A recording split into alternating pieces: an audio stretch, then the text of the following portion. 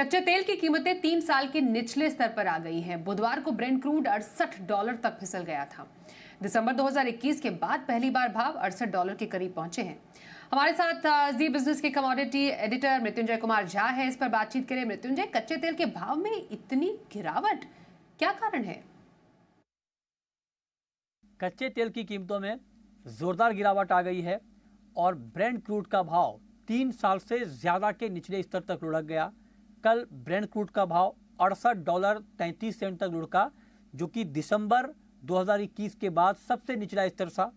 WTI crude में भी तेज गिरावट आई और ये मई 2023 के बाद सबसे निचले स्तर पर आ गया और WTI क्रूड का भाव $66 के बेहद करीब पहुंच गया।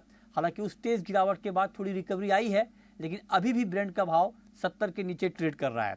सवाल यह है कि आखिर मार्केट में अचानक इतनी तेज गिरावट क्यों आई है।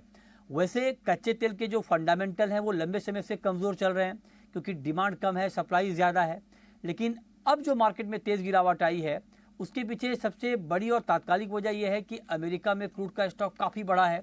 पिछले हफ्ते स्टॉक में करीब 36 लाख बैरल की बढ़ोतरी हुई है, उसका इम्पैक्ट हमने मार्केट पर देखा।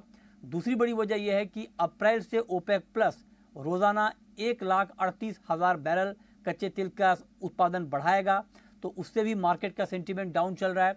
और तीसरी बड़ी बात, जो टैरिफ वॉर इस वक्त दुनिया में चल रहा है, इससे ग्लोबल ऑयल डिमांड में कमी की आशंका जाहिर की जा रही है, उससे भी मार्केट का सेंटीमेंट डाउन है।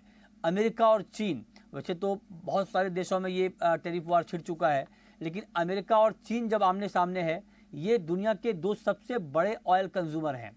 और अगर टैरिफ वॉर की वजह से यहाँ की इकोनॉमी पर कोई इम्पैक्ट आता है तो फिर क्रूड की डिमांड घटने की आशंका बढ़ जाएगी। उस पर भी मार्केट सोच रहा है और रिएक्ट कर रहा है, इसलिए दाम काफ़ी नीचे आ गए हैं।